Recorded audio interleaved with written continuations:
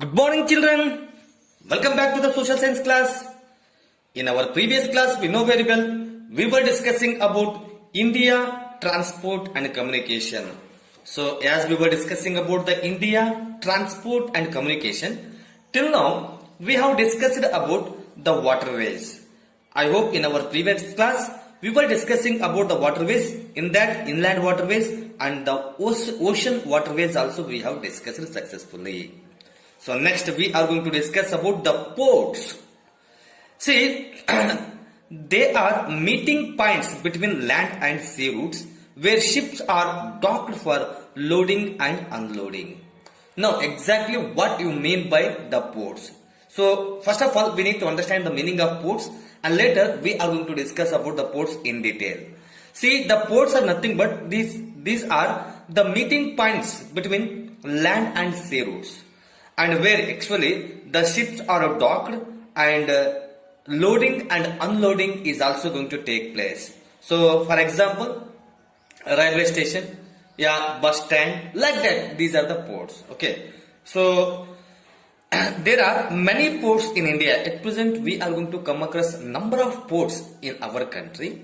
So we are going to discuss about some of the important ports which are going to play a very vital role, especially with related to the water transport. They are grouped under major, intermediate and minor ports. So once again we are going to group these ports into three categories. There is the major ports, intermediate ports and the minor ports also. Okay.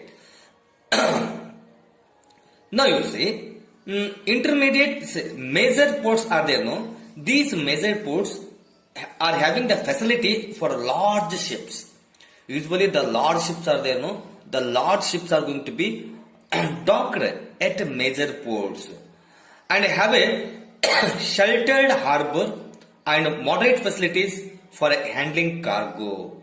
And they are having a very good shelter, harbors, and at the same time modern facilities for handling cargo. Cargo in the sense the goods and things whatever we are going to transport, no. So here they are going to see the modern facilities also. And at present there are 14 major ports in India, of which 6 are along the west coast and 7 along the east coast. So at present how many ports we are going to see? So 14 important ports are going to be seen in the India, and among them, no, 6 are along the west coast and 7 along the east coast, and another one is there, no, it is located in Andaman and Nicobar Islands. So total how many islands are there? Sorry, how many ports are there? So there are 14 ports. Okay. Now the ports which are on the west coast. So starting with the Kandla. Kandla, it is located at the head of the Gulf of Kutch in Gujarat. So this Kandla we are going to see in the Gujarat. And Mumbai, it is the biggest, most spacious and well sheltered port and is situated in Maharashtra. So Mumbai, it comes in Maharashtra, you know very well, it is one of the biggest and having a spacious and well sheltered port, and it is called the gateway of India also. So the Mumbai port is there, no? The Mumbai port is going to be known as the gateway of India. And next is Jawaharlal Nehru port. So formerly known as Navasheva port, it is located near Elephanta caves. It is also in Maharashtra only. Recently, the name of this port has been changed. So once upon a time it used to be known as Navasheva port, and now it is going to be known as the Jawaharlal Nehru port. It is 10 kilometers from Mumbai, and it has been built for the release of pressure on the Mumbai port.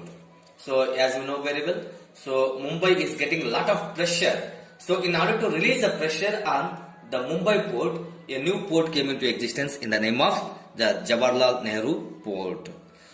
Next is Marmgoa. So this Marmgoa, it is located at the entrance of Juari river estuary, that is in Goa.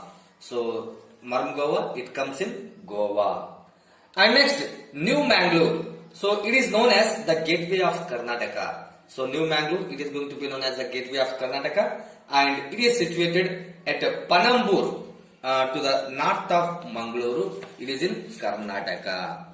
Next is the Kochi. So Kochi, it is located on the coast of Kerala, and it is called the Queen of Arabian Sea. Now you see, these are having some titles, so that you need to keep in your mind.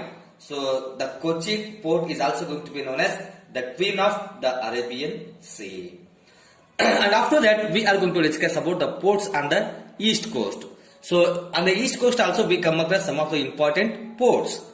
First one is the Tuticorin. So this Tuticorin, it is situated at the southeastern part of Tamil Nadu. So it is going to be seen in the Tamil Nadu. And Chennai, it is located in Tamil Nadu, and it is the oldest port. So Chennai is there, no? It is located in Chennai only, and Tamil Nadu state, and it is going to be known as the oldest port in India. It has an artificial harbour. So artificial in the sense man-made. Next is Ennore.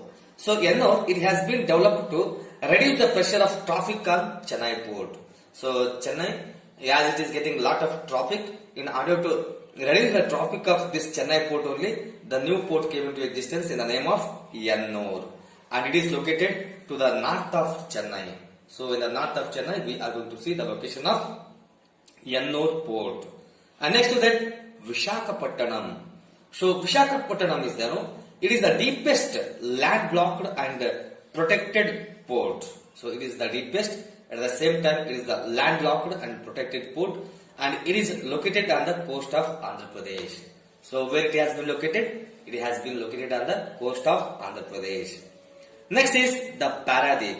So this Paradip, it is located in Mahanadi Delta in Orissa. So it is going to be seen in the Orissa state. Next is Haldia. Haldia, it is situated on the confluence of river Hooghly and Haldi, West Bengal, and it receives largest ships which cannot enter the Kolkata port. Now you see which ships are unable to enter the Kolkata port. No, they are going to be docked at the Haldia. Next is the Kolkata port. So this Kolkata is also one of the most important. It is a riverine port located at the left bank of river Hooghly, and it is the second biggest port in India. The first biggest is the Mumbai.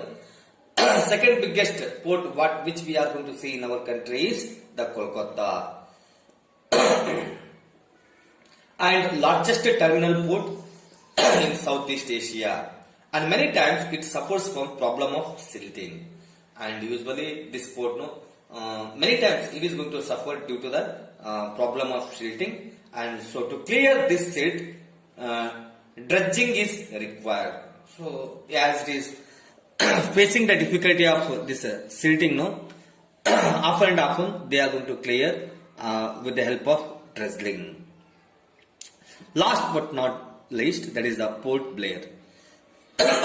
So this Port Blair, it is situated in Andaman and Nicobar Islands, and which is one of the union territories of India.